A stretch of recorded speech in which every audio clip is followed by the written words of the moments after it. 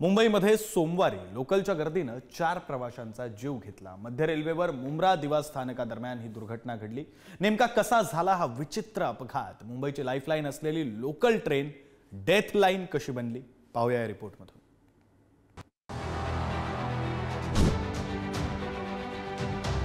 मुंबईकरांना अस्वस्थ करणारी ही दृश्य। पुढचे काही दिवस ही दृश्य मुंबईकरांना अस्वस्थ करत राहतील, कारण मुंबईकरांची लाईफलाईन असलेली लोकल ट्रेन चक्क डेथलाईन ठरली। घरातून ऑफिसला निघालेल्या गर्दीत स्वतःला झोकून देणाऱ्या लोकल प्रवाशांचा घात झाला। मध्य रेल्वेवर मुंब्रा दिवा स्थानकादरम्यान हा विचित्र अपघात झाला। जेव्हा 2 लोकल ट्रेन एकमेकांना क्रॉस करत होत्या तेव्हा 2 लोकल गाड्यांमध्ये लटकून उभे असलेले प्रवासी एकमेकांना घासले गेले आणि ट्रॅकवर पडले। सकाळी 9:20 सुमारास ही घटना घडली। कसाऱ्याहून लोकल छत्रपती शिवाजी महाराज टर्मिनसच्या दिशेने निघाली होती। त्यावेळी मध्य रेल्वेवर मुंब्रा दिवा स्टेशन दरम्यान ही दुर्घटना घडली। 2 लोकल ट्रेन एकमेकांना क्रॉस होत होत्या। दोन्ही लोकल गाड्यांमध्ये खचून गर्दी होती। ट्रेन एकमेकांना क्रॉस करतानाच अचानक 8 जण खाली पडले। यापैकी 4 जणांचा जागीच मृत्यू झाला। या दुर्घटनेनंतर मध्य रेल्वेची वाहतूक काही काळ विस्कळीत झाली, जी नंतर पूर्वपदावर आली। या घटनेत ज्या प्रवाशांनी जीव गमावला त्यांच्या कुटुंबियांवर दुःखाचा डोंगर कोसळलाय। केतन दिलीप सरोज, वय 23 वर्ष, राहणार तानाजीनगर उल्हासनगर। मयूर शहा, वय 44 वर्ष, राहणार घोडबंदर ठाणे। राहुल संतोष गुप्ता, वय 28 वर्ष, राहणार मुंब्रा ठाणे। विकी बाबासाहेब, वय वर्ष 34, मुख्य दल रेल्वे पोलीस कर्मचारी। या चौघांनी या अपघातात आपला जीव गमावलाय। या दुर्घटनेतील जखमींना उपचारांसाठी कळव्यातल्या छत्रपती शिवाजी महाराज रुग्णालयात दाखल करण्यात आलंय।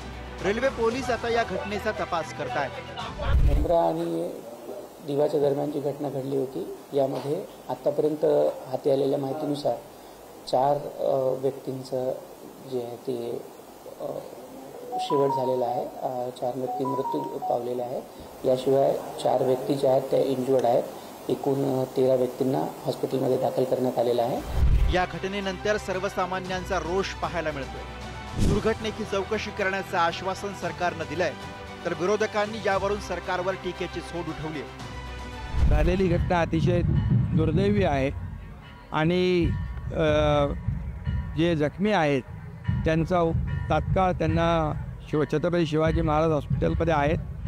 त्यांचा जीव वाचवण्याचं काम याला आम्ही प्राधान्य देऊ आणि ही जी काही घटना झालेली आहे ती अतिशय दुर्दैवी आहे। त्याची माहिती देखील मी घेतो आणि जे त्याच्यामध्ये मृत्यूमुखी पडलेले आहेत त्याला देखील जी शासनाच्या माध्यमातून देय मदत आहे ती देखील शासन करेल। या दुर्घटनेची जबाबदारी रेल्वे विभागाची आहे, हे कोणी नाकारू शकत नाही, कारण शेवटी ज्या डिपार्टमेंटचं ही घटना घडती, परंतु त्यांची जबाबदारी आहे।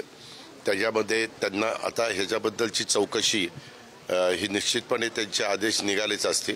चौकशी केल्यानंतर काय फॅक्ट आहे ती आपल्या सगळ्यांच्या समोर येईल। जे मृत पावलेले आहेत, मला वाटतं 4 ती संख्या आहे।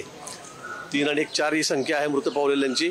त्या 4ंनाही आपण मदत म्हणून त्यांच्या कुटुंबियांना 5-5 लाख रुपये या ठिकाणी जाहीर केलेले आहेत। जे जखमी आहेत त्यांना त्याची ग्रॅव्हिटी बघून त्यांना 50,000, 1 लाख, 2 लाख रुपये दिले जातील। त्याचा सर्व उपचार जो आहे हा शासनाच्या माध्यमातून केला जाईल। सरकार आणि रेल्वे प्रशासन आता या घटनेची चौकशी करेल। त्यातून जे काही निष्पन्न होईल त्याचं पुढे जे काही व्हायचं ते होईल। मुंबईकरही सहप्रवासी गमावल्याच्या दुःखातून विद्युत वेगानं सावरतील आणि पुन्हा लोकलच्या टाळता न येणाऱ्या वेगावर स्वार होतील।